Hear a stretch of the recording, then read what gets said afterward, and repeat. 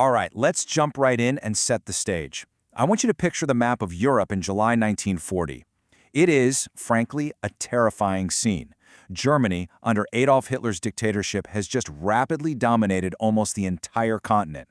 We're talking Austria, Poland, Norway, Belgium, Denmark, France, all occupied.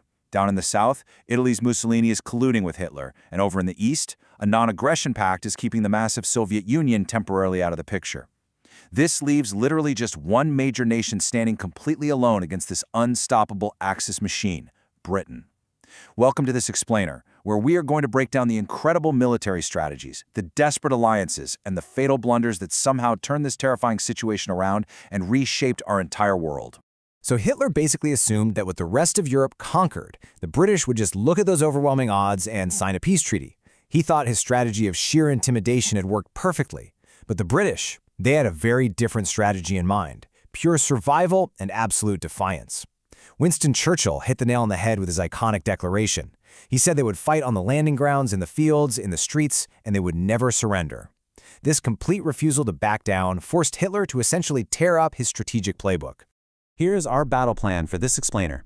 1. Battle for the skies. 2. The fatal Eastern blunder. 3. Globalizing the conflict. 4. The three-front squeeze. And 5. A new world order. Section 1. Battle for the skies. Since Britain absolutely wouldn't surrender, Hitler's initial plan was a land invasion, which was known as Operation Sea Lion.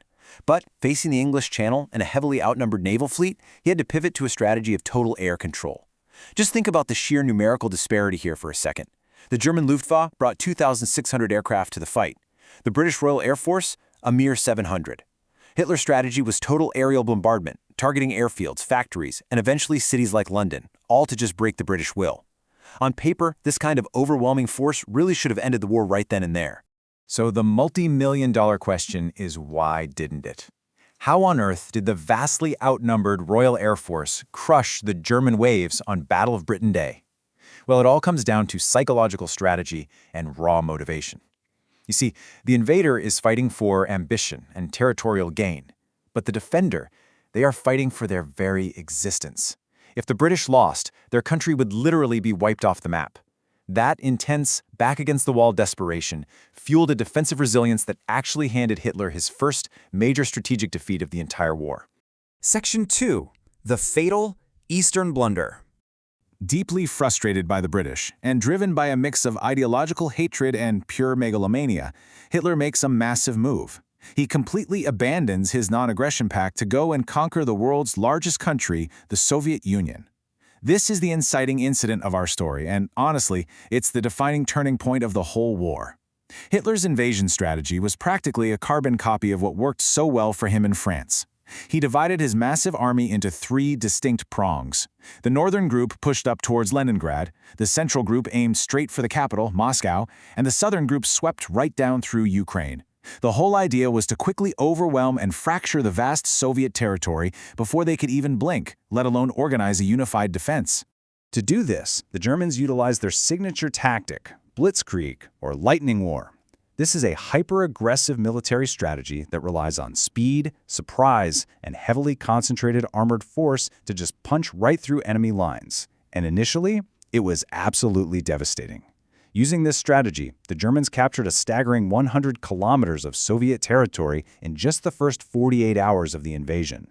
No way anyone saw that speed coming.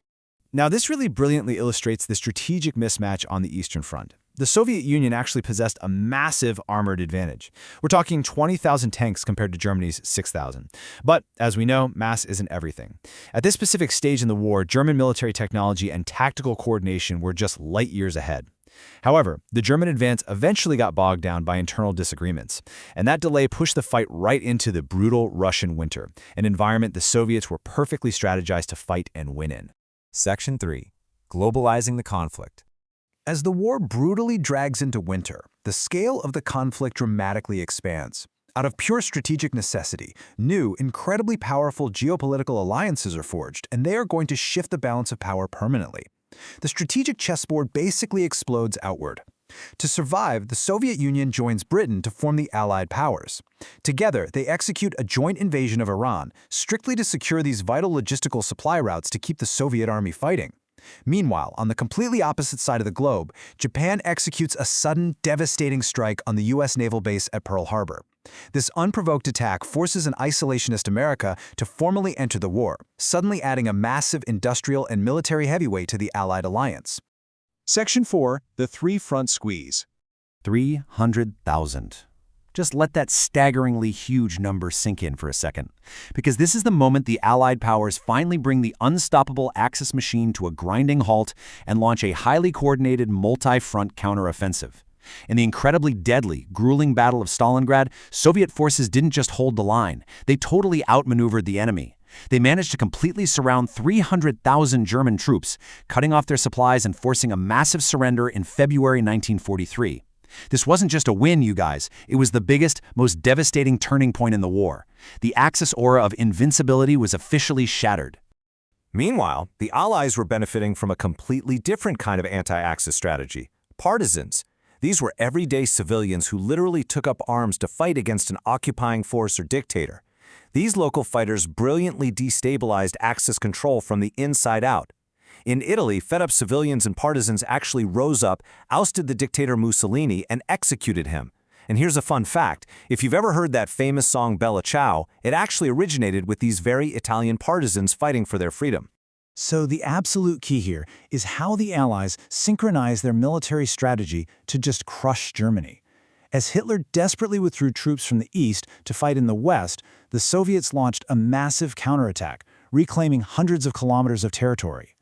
Simultaneously, on D-Day, 150,000 British, American, and Canadian troops executed a terrifyingly complex amphibious landing on the beaches of Normandy. With forces also aggressively pushing up from the south through Italy, Germany was suddenly being squeezed in a deadly vice from three separate directions. You can actually trace the rapid, devastating collapse of the Axis powers right here. After D-Day in June 1944, the Yalta Conference in 1945 united a global coalition against Germany. As the Soviet army completely surrounded Berlin, Hitler committed suicide. Just days later, in May 1945, Germany formally surrendered. The strategic squeeze had worked absolutely perfectly. Section 5. A new world order. So, the guns finally fell silent in Europe, and the military strategies of war immediately had to pivot to the geopolitical strategies of long-term peace. The victors had to make absolutely sure this level of destruction never happened again. The total defeat of the Axis powers meant the map of Europe could be completely redrawn. Poland was recreated and Germany itself was divided up, but honestly the most brilliant strategic shift was economic. To stop historic enemies like France and Germany from ever fighting again, they were incentivized to cooperate. The long bloody enmity between these two powers was effectively ended by deeply entangling their economies. Just take a look at the massive international frameworks built directly from the ashes of this conflict. The European coal and steel community laid the exact groundwork for what we know today as the European Union, literally erasing borders for trade. On a global scale, the United Nations was established to mediate conflicts, with its permanent members directly reflecting the victorious Allied forces. Financial frameworks like the World Bank and IMF, along with defensive military alliances like NATO, were all strategically, carefully designed to stabilize a very fragile world. Which leaves us with this massive, looming question. The strategies used to win World War II birthed the very institutions that still govern our world today. But as we look at the modern geopolitical landscape, we have to ask ourselves, are these defensive geopolitical strategies, forged over 80 years ago, still strong enough to maintain global peace today? It's something we all definitely need to be thinking about. Thank you so much for joining me for this explainer. I really hope it gave you a clear, structured view of how the greatest conflict in history was truly won.